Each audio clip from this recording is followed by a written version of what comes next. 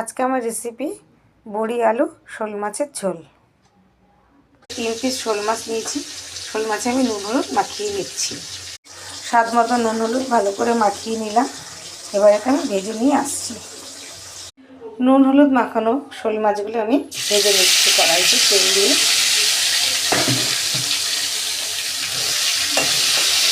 এইভাবে ভেজে নেব।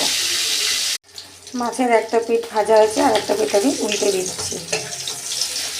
এভাবে সব লাল লাল করে ভেজে নেব।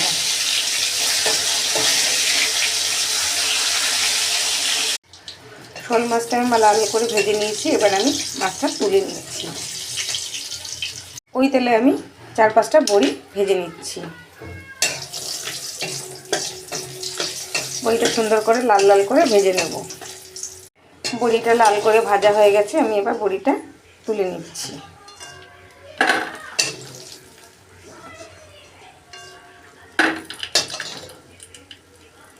ওই তেলেই আমি জিরে ফোড়ন দিলাম। জিরেটা একটু ভাজা ভাজা হবে। এবার আমি 4 টুকরো আলু দিয়ে দিলাম। আলুটাও ভালো করে একটু ভেজে নেব। আলুটা ভাজা হয়ে গেছে। এখন আমি মশলার মধ্যে নুন হলুদ আর ধনে জিরের গুঁড়ো দিয়ে দিলাম। রান্নাটা সম্পূর্ণ কাঁচা লঙ্কা রান্না হবে।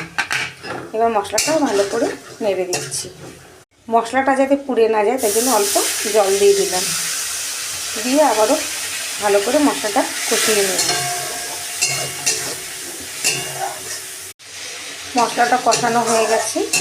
এবার আমি জল দিয়ে দেবো। ঝোলের জন্য আন্দাজ মতো আমি জল দিয়ে দিচ্ছি। আলুটা সেদ্ধ হবে এইভাবে জল দিয়ে দিচ্ছি।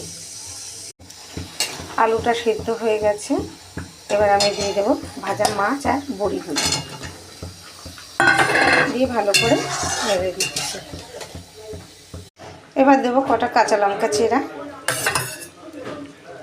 আর কিছুটা গোলমরিচের গুঁড়ো দিয়ে ভালো করে নেড়ে নিচ্ছি। নেড়ে চেড়ে নামিয়ে নেব।